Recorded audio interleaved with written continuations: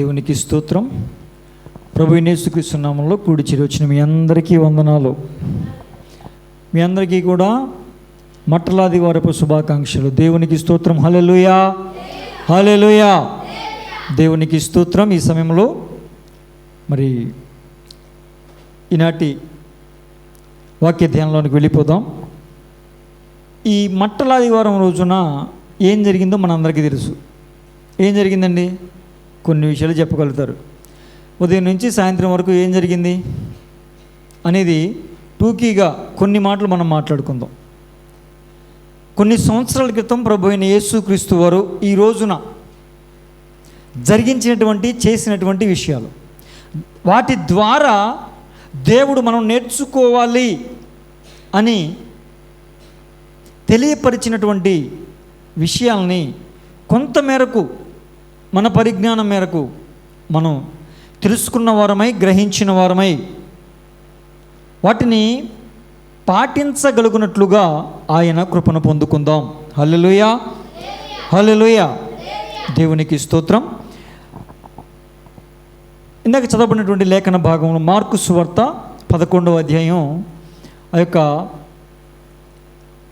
1 నుంచి 10 వచనాలు మనం చదువుకుంటాం. అక్కడ ప్రాముఖ్యంగా రాయబడిన మాట, కట్టబడిన గాడిద, దానితోనున్న ఒక గాడిద పిల్ల.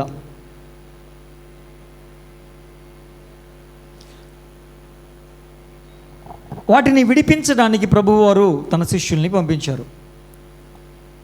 2 వ్యక్తుల్ని ప్రాముఖ్యంగా పంపించారు. 2 శిష్యుల్ని పంపించారు. మీరు గమనిస్తే ఇది మత్తయి సువార్త 21వ అధ్యాయం 1 నుంచి 9 వచనాలు ఉంటుంది. లూకా సువార్త 19వ అధ్యాయం 28వ వచనం నుంచి ఉంటుంది. యోహాను సువార్త 12 నుంచి కూడా ఉంటాయి. అంటే ప్రతి సువార్తలో కూడా ఈ సందర్భం రాయబడింది. అయితే మనం 4 సువార్తలు చదవలేదు, కానీ మార్కు సువార్తలో ఉన్నటువంటి సందర్భాన్ని మనం చదివాం. అన్ని సందర్భాల్లో ఉంటాయి. ఈ మార్కు సువార్తలో గొర్రె పిల్ల అని మాత్రం, గాడిద పిల్ల అని మాత్రం ఉంటుంది. మత్తయి సువార్తలో గాడిద పిల్లయు గాడిదయు అని ఉంటుంది. కనుక ఒక గాడిదను ప్రభువారు కోరుకున్నారు. ఎవరిని కోరుకున్నారండి? ఎప్పుడు? 2000 సంవత్సరాల క్రితం ఖచ్చితంగా ఈ రోజున ప్రభువారు ఒక గాడిదను కోరుకున్నారు. ఇక ఆఖరిసారిగా ఆయన యెరూషలేము ప్రవేశం చేయడానికి ఎవరిని కోరుకున్నారండి? ఒక గాడిద. మనం ఆలోచన చేస్తే గాడిదకు విలువ ఉంటుందా? గాడిదకు విలువ ఉంటుందా? ఉండదు.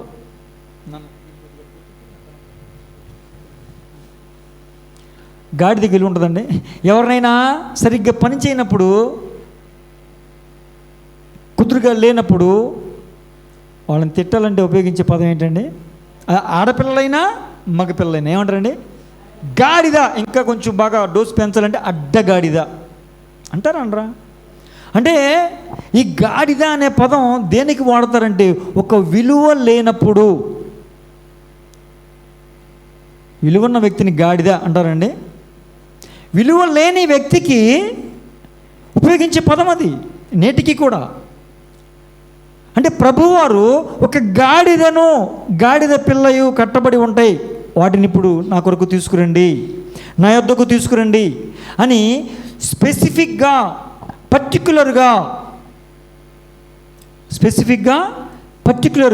ఏమని తెలియజేస్తారంటే, గాడిద అంటే ఒక విలువ లేని జీవితానికి విలువనివ్వడానికి ప్రభువారు ఆ యొక్క గార్ధబాన్ని ఎన్నుకున్నట్లుగా మనం చూస్తాం. దేవునికి స్తోత్రం. హల్లెలూయా, హల్లెలూయా. మీరు ఆలోచన చేస్తే మనం కూడా పెద్ద విలువ ఉన్న వాళ్ళం అండి. మనకి విలువ ఉందా? ఎక్కడ బయట వాళ్ళ దగ్గర పక్కన పెట్టు, మన సొంత కుటుంబంలో మనకి విలువ ఉందా? మన సొంత అన్నదమ్ముల మధ్యలో మనకి విలువ ఉందా? సొంత పెదనాన్న, బాబాయిలు, చిన్నాన్నలు, వీళ్ళ దగ్గర మనకి విలువ ఉందా? విలువ లేదు. అందరి చేత తృణీకరించబడిన వారం. కానీ ఈ రోజున వాళ్ళు ఎవరికి లేనటువంటి దానికన్నా మించినటువంటి ఒక గొప్ప భాగ్యం, ఆయన సన్నిధిని అనుభవించే, ఆయన సన్నిధిలో నిలిచి ఉండే, ఆయన రక్షణలో కొనసాగే భాగ్యం ఎవరికి దక్కింది? దేవునికి స్తోత్రం. హల్లెలూయా, హల్లెలూయా. ఇంత గొప్ప భాగ్యాన్ని ఎవరిచ్చారు అంటే లోక రక్షకుడైన యేసు ప్రభు వారు ఇచ్చారు. దేవునికి స్తోత్రం. హల్లెలూయా. విలువ లేని గాడిదకు విలువను తెచ్చిన వాడు ప్రభు అయిన యేసయ్య. దేవునికి స్తోత్రం. హల్లెలూయా. ఇప్పుడు మనలో చాలామంది విలువ లేని వారిగా ఉన్నారు. ఎందుకున్నారు? ఒకటి, కొంతమంది డబ్బు లేని కారణం చేత విలువ లేని వారిగా ఉన్నారు. అవునండి. ఆస్తి బలం, జనబలం, ధనబలం, పేరు బలం లేక విలువ లేని వారిగా ఉంటారు కొంతమంది. కొంతమంది వారికి ఉన్న వ్యసనాలను బట్టి విలువ లేని వారిగా ఉంటారు. ఒకవేళ డబ్బున్నా ఏదున్నా వాళ్ళకున్న వ్యసనాన్ని బట్టి వాళ్ళకి విలువ ఉంటుందా అండి? ఇప్పుడు డబ్బు ఉంది, బాగా ఉన్నవాడు అయినా శుభ్రంగా తాగి రోడ్ల మీద పడుతుంటే విలువిస్తారా? అంటే విలువ లేని జీవితాలు ఎందుకు అయిపోయాయా అంటే వారికి ఉన్న వ్యసనాలను బట్టి, పాపాలను బట్టి,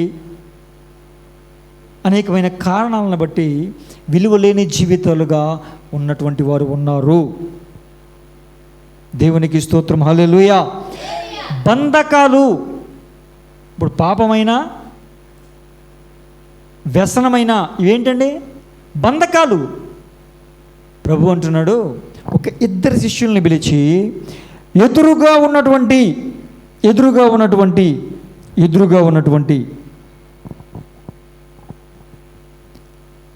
గ్రామానికి వెళ్ళి ఏం చేయాలంట?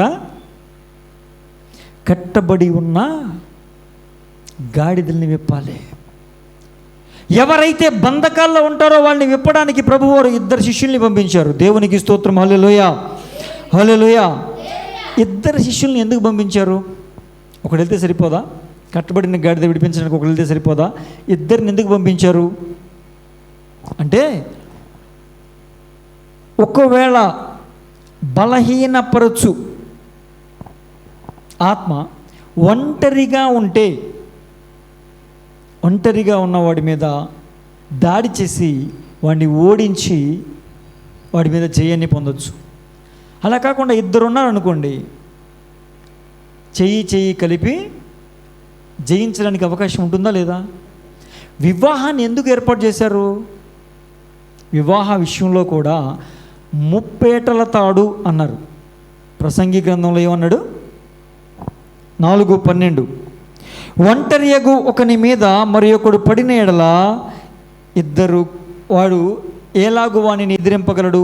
ఇద్దరు కూడి వానిని ఎదిరింపగలరు.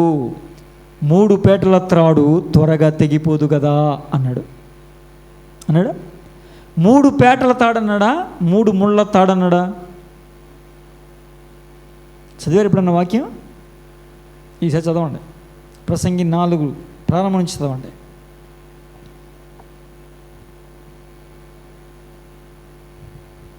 మూడు పేటలో జడెన్ని పేటలో? జడ వేసుకోరా? ఎన్ని పేటలో? 2 3 నువ్వు జడ వేసుకున్నావమ్మా? ఒకసారి చూపించు, చూసి అంత ఎన్ని పేటలు కనపడుతున్నాయి నీకు? ఎన్ని పేటలు కనపడతాయి నీకు? ఎన్ని కనపడుతున్నాయి? మరి 2 కనపడుతుంటే 3 అంటే ఏంటి? 3 పేటలా 2 పేటలా? ఇక్కడ కూడా ఒక్కసారి ప్రశ్న వేస్తే మళ్ళీ ఎందుకు వచ్చింది, తప్పేమో రైట్ ఏమో కాదేమో. 3 పేటలే, కానీ కనిపించేది ఎన్ని పేటలు? అది పైకి కనిపించేది 2 పేటలే కనబడతాయి, కానీ ఇది ఎన్ని పేటలు? 3 పేటలు. ఆ వివాహం అప్పుడు ఎందుకు ఆ విధంగా ప్రభు వారు వివాహ విషయంలో రాశారంటే, ఇద్దరు కూడి ఉన్నప్పుడు భార్యాభర్తలు ఇద్దరూ కలిసి కూడా దుష్టుణ్ణి ఎదిరించడానికి అవకాశం ఉంటుంది. ఒక్కళ్ళే ఒంటరిగా ఎదిరించడం కష్టం, వాడికి దొరికిపోయే అవకాశం ఉంటుంది. ఇద్దరు కలిసి ప్రార్థనలో పోరాడితే వాడిని జయం పొందొచ్చు, వాడి మీద జయాన్ని పొందుకోవచ్చు అని ప్రభువారు చెప్పారు. మీకు అర్థమైందా? మరి 3వ పేట ఎవరో? ప్రభు అయిన యేసయ్యని మధ్యలో పెట్టుకోవాలి. భార్య భర్తలు ఇద్దరు కూడా ప్రభు అయిన యేసుక్రీస్తు వారిని మధ్యలో 3వ పేటగా పెట్టుకోవాలి. ఆ 3వ పేట కనపడద్దా? కనపడదు. కానీ 3వ పేట లేకుండానే మనం అల్లామా? అలలా. అది 3 పేటలు తాడరా బాబు అంటే 3 ముళ్ళు వేయించేస్తున్నారు ఒక్కొక్కడు. సరే, అది వేరే విషయం, మనకద్దు. ఇక్కడ ఇద్దరిని ఎందుకు పంపించాడు అనే విషయం కోసం చెప్తున్నాను. ఇద్దరిని ఎందుకు పంపించాడంటే, ఒంటరిగా ఉన్నవాడైతే దుష్టుడు దాడి చేసినప్పుడు ఓడిపోయే అవకాశం ఉంటుంది. కానీ ఇద్దరు కలిసి ఉంటే బలం ఎంత అవుతుందో తెలుసా? ఒకడు 1000 మందిని తరిమితే ఇద్దరు 10,000 మందిని తరుముతాడు అని లేఖనాలు సెలవిస్తూ ఉన్నాయి. అంటే బలం ఒక్కసారిగా ఎన్ని రెట్లు పెరుగుతుందండి? 10 రెట్లు పెరిగిపోతుంది. ఒకడు 1000 మందినే తరుముతాడు, ఇద్దరు కలిస్తే 10,000 మందిని తరుముతారు అన్నాడు. అంటే 10 రెట్లు బలం పెరిగిందా లేదా? అందుకే ఒంటరిగా పంపించకుండా ఇద్దరుగా పంపించాడు. దేవునికి స్తోత్రం కలుగునుగాక. హల్లెలూయా, హల్లెలూయా. ఎందుకు ఇద్దరిని పంపించింది? కారణం ఏంటి అంటే, బంధకాలలో ఉన్న వారిని విడిపించడానికి. దేవునికి స్తోత్రం. హల్లెలూయా, హల్లెలూయా. ఏమని చేయాలి తెలుసా? వాళ్ళిద్దరూ వెళ్ళి యెషయా గ్రంథం 49వ అధ్యాయము 8వ వచనం చూడండి. యెషయా గ్రంథం 49:8. త్వరగా యెషయా గ్రంథం 49:8.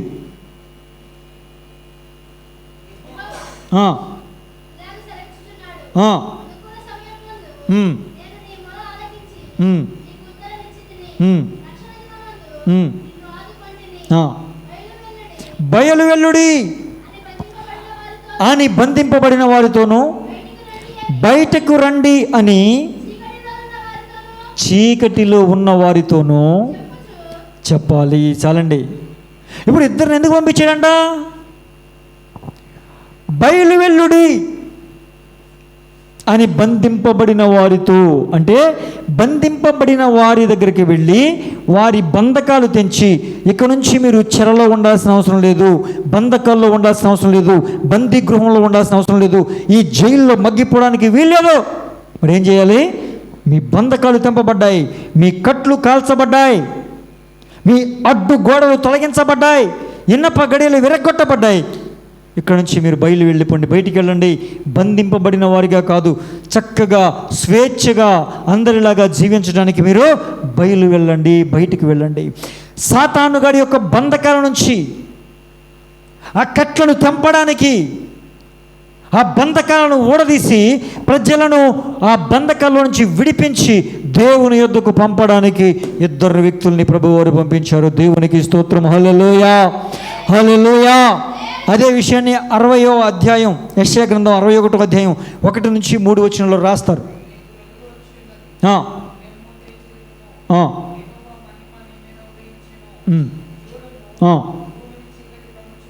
క్షమించాలి, 61:1 నుంచి 3 అండి. ప్రభువగు యెహోవా ఆత్మ నా మీదికి వచ్చి ఉన్నది, దీనులకు సువర్తమానం ప్రకటించడానికి.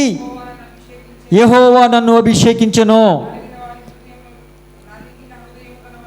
నలిగిన హృదయము గల వారిని దృఢపరచడానికి, చెరలోనున్న వారికి విడుదల ప్రకటించడానికి, బంధింపబడిన వారికి విముక్తి ప్రకటించడానికి. యెహోవా అనుగ్రహించే వస్త్రములను ప్రతి దండన దినమును, దేవుని రాకడ సమయాన్ని, తీర్పు దినమును ప్రకటించడానికి. ఎవరైతే దుఃఖముతో కన్నీటితో ఉన్నారో వారందరినీ ఓదార్చడానికి, దేవుని మందిరములో దుఃఖించే వారికి సంతోష వస్త్రాన్ని ధరింపచేయడానికి, వారి యొక్క దుఃఖమునకు బూడిదకు ప్రతిగా పూదండను, కన్నీటికి దుఃఖానికి ప్రతిగా ఆనంద సంతోష తైలమును, చాలా భారముతో నిండిపోయిన వారికి సంతోషముతో కూడినటువంటి హృదయాన్ని అనుగ్రహించడానికి, తేలికపాటి హృదయాలుగా వారు కలిగి జీవించడానికి ఆయన నన్ను పంపియున్నాడు. దేవునికి స్తోత్రం. హల్లెలూయా. ఇప్పుడు ప్రభువు ఎందుకు పంపుతున్నాడు అర్థమవుతుందా? బంధింపబడిన వారిని విడిపించడానికి, దుఃఖంలో ఉన్న వారిని ఓదార్చడానికి. ఎందుకు ఇద్దరిని పంపించాడు? ఒక్కడే వెళ్ళినప్పుడు ఒకవేళ శత్రు బలము గలవాడైతే పోరాట పటిమ కలిగి ఉన్నా కూడా ఒక్కడే పోరాడలేక జయమును పొందలేడేమోనని ఇద్దరైతే వాడితో పోరాడి వాడిని ఓడించి బంధకాల నుంచి ప్రజలను విడిపించి తీసుకొస్తారని పంపించాడు. దేవునికి స్తోత్రం. హల్లెలూయా, హల్లెలూయా.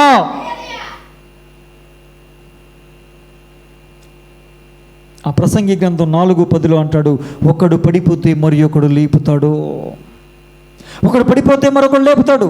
ప్రార్థన జీవితంలో ఒకడు పడిపోయాడు అనుకోండి, అయ్యి మనం ఇలా ఉండకూడదు, ఖచ్చితంగా మళ్ళీ మనం ప్రార్థనలు నిలబడాలి, దేవునితో ఉండాలి, ఆత్మీయ జీవితంలో ఎదగాలి అని ఇంకొకడు లేపడానికి, ఒకరికొకరు ప్రోత్సహించుకోవడానికి.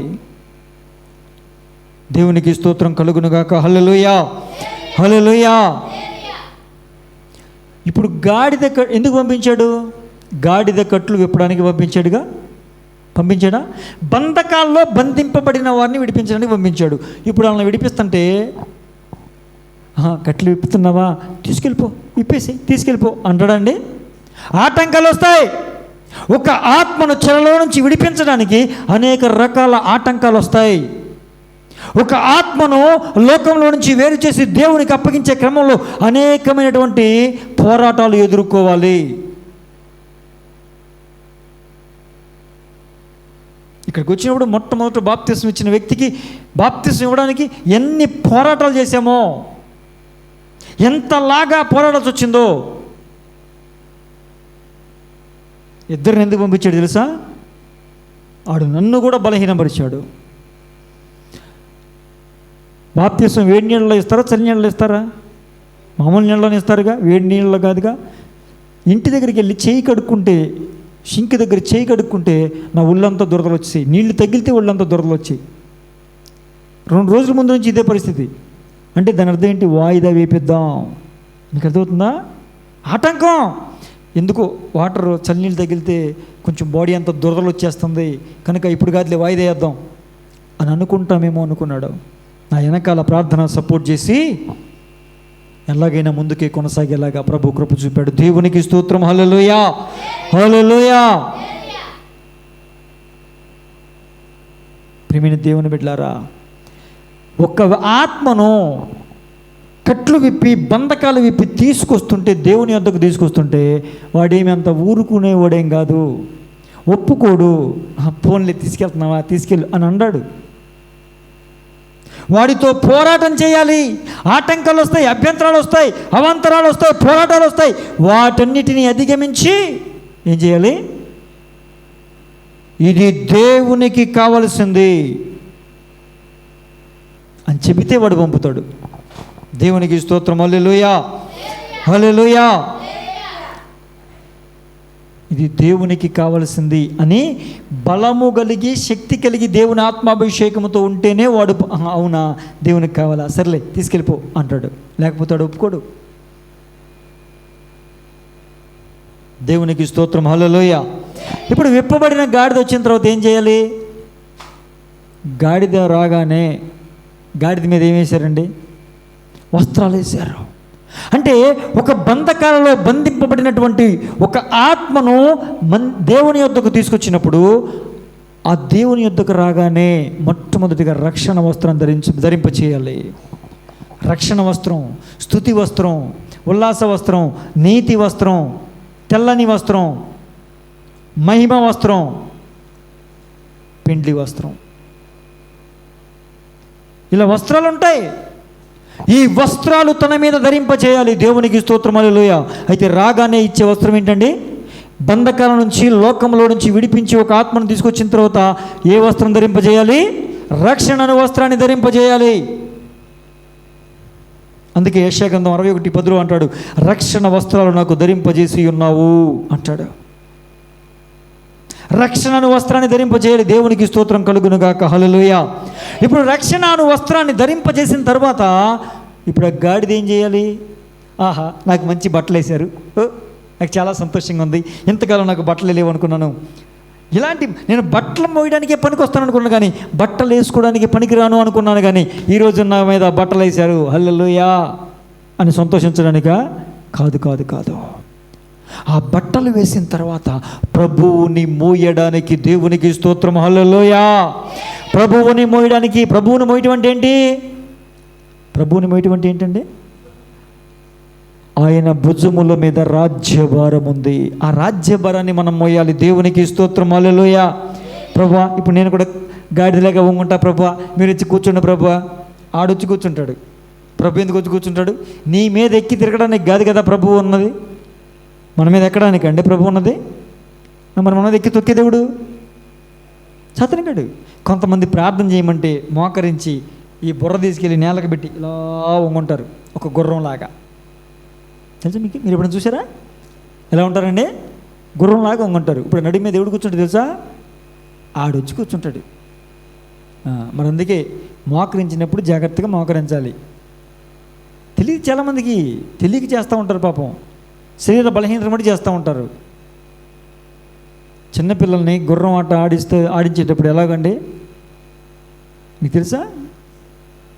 అలాగేగా చేస్తారు. మరి ప్రార్థన చేసేటప్పుడు ఆ పొజిషన్లోకి వచ్చేవంటి దాని అర్థం ఏంటి?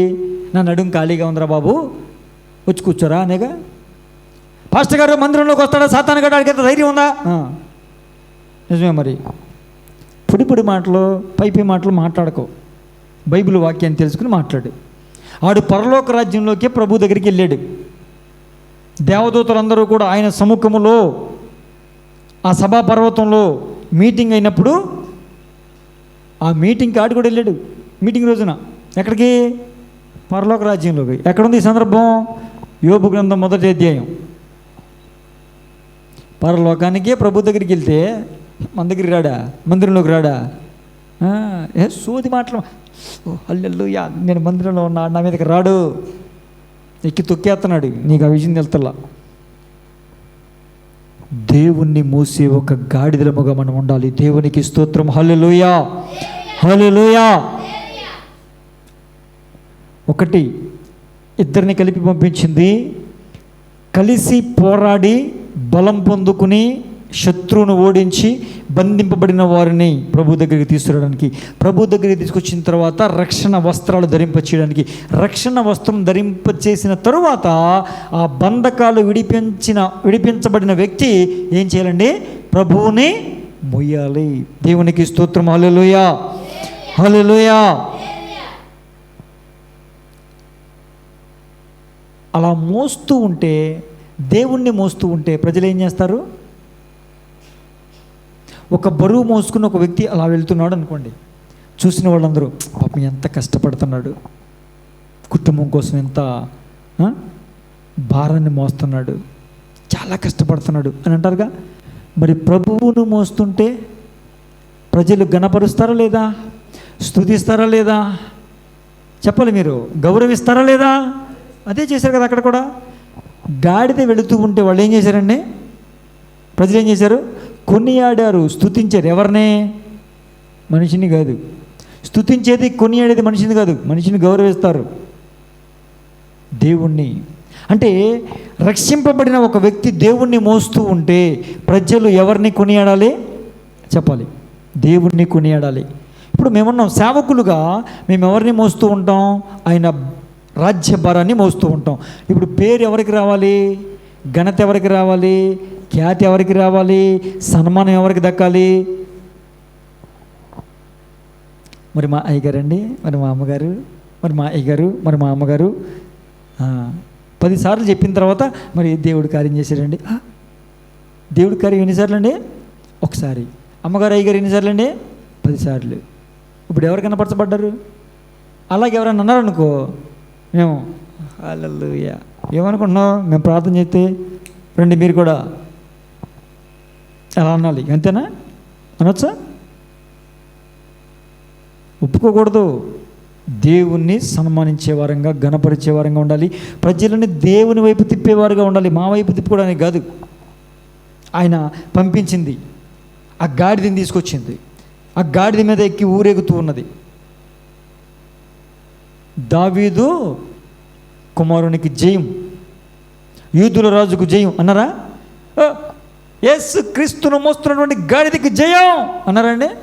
జై అన్నారా? గాడిదకి జై కొట్టారండి. మరి ఎవరికి జై కొట్టారు? యేసు ప్రభువుకి జై కొట్టారు. మేము యేసు ప్రభు యొక్క రాజ్యభారాన్ని మోయడానికి ఆయన చేత అవకాశం ఇవ్వబడినటువంటి సామాన్య ప్రజలము. మాకు కాదు ఘనత, మాకు కాదు సన్మానం, మాకు కాదు కీర్తి, మాకు కాదు జయజయలు. దేవుని నామానికి జేజేలు, దేవుని నామానికి ఘనత, దేవుని నామానికి మహిమ రావాలి అని మేము బ్రతకాలి. దేవునికి స్తోత్రం. హల్లెలూయా, హల్లెలూయా. ఏమండి, యేసు ప్రభు ఆ గాడిద మీద ఉన్నంతసేపే గాడిదకు పట్టు పరుపులు, మంచి మంచి బట్టలు వేసారా, బట్టలు పరిచారు. అవునా? బట్టలు పరిచారు. ఎందుకు? రోజు ఆ గాడిద ఆ విధంగా నడుస్తూ వెళ్తుందిగా, కానీ ఎప్పుడు ఎవరిని పట్టించుకోలేదుగా. కానీ ఎప్పుడైతే యేసు ప్రభు వారు ఆ గాడిద మీద నుంచి వస్తూ ఉన్నారో దానికి బట్టలు పరిచి దాని కాళ్ళు కూడా నేల మీద తగలకుండా చక్కగా గౌరవించారు. అవునండి? యేసు ప్రభు దిగిపోయిన తర్వాత ఆ గాడిదకి విలువ ఉంటుందా? దానికి బట్టలు వేస్తారా? చెప్పాలి. యేసు ప్రభువుని మోసినంతసేపే ఒక వ్యక్తికి విలువ. యేసు ప్రభువుని దింపేసి నా సొంతంగా నాకు విలువ రావాలి అని కోరుకుంటే అది రాదు. అవునా కదా? దేవునికి స్తోత్రం. హల్లెలూయా, హల్లెలూయా. ప్రియమైన దేవుని బిడ్డలారా, అలా గాడిద మీద ఊరేగుతూ ఆయన వచ్చిన తర్వాత ఎక్కడికి వచ్చారండి? యెరూషలేముకి వచ్చారు. ఎక్కడికి వచ్చారు? యెరూషలేము పట్టణం సమీపించారు. ఇక ఎంటర్ అవుతున్నారు, ఎంట్రన్స్లో ఉన్నారు. అక్కడేం మాట్లాడారు ఒకసారి చూద్దాం. లూకా సువార్త 19వ అధ్యాయం, లూకా సువార్త 19వ అధ్యాయం 41 నుంచి 44 వచనాలు. లూకా 19, 41 నుంచి 44 వచనాలు.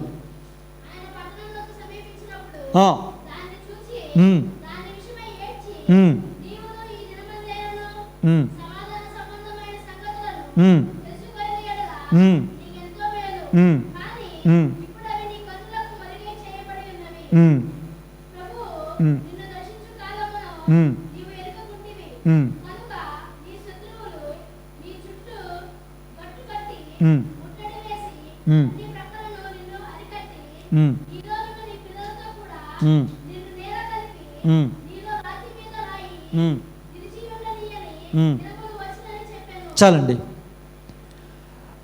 ఆ యెరూషలేము పట్టణాన్ని చూసి దాని విషయమై ఏడ్చారు ప్రభువారు. ఎందుకు ఏడుస్తున్నారు ప్రభువారు? ప్రభుకి కష్టం వచ్చిందనా? బాధ కలిగిందనా? మరి దేనికి ఏడుస్తున్నారు? ఎన్నోసార్లు ఆ పట్టణంలో ప్రభువారు సువార్త ప్రకటించారు.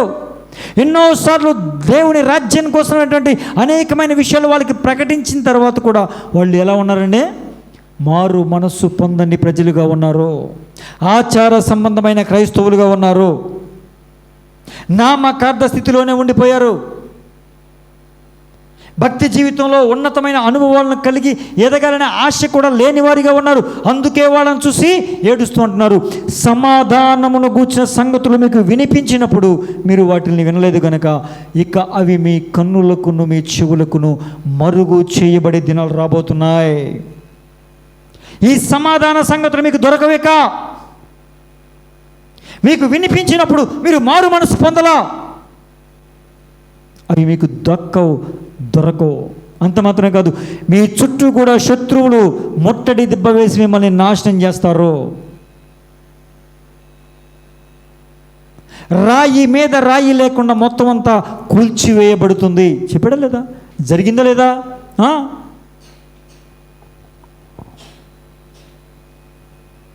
దేవుని బిడ్డలారా, యెరూషలేమును గూర్చి ఆ రోజున కొన్ని సంవత్సరాల క్రితం ఇదే రోజు మట్టలాదివారం రోజున ఆయన ఏడ్చారు కదా. ఈ రోజున ఆ యెరూషలేము స్థానంలో నిన్ను నన్ను పెట్టుకుందాం. నిన్ను నన్ను చూసి ప్రభువారు సంతోషిస్తారా, ఏడుస్తారా, ఆనందిస్తారా, దుఃఖపడతారా? ఎలా బ్రతుకుతూ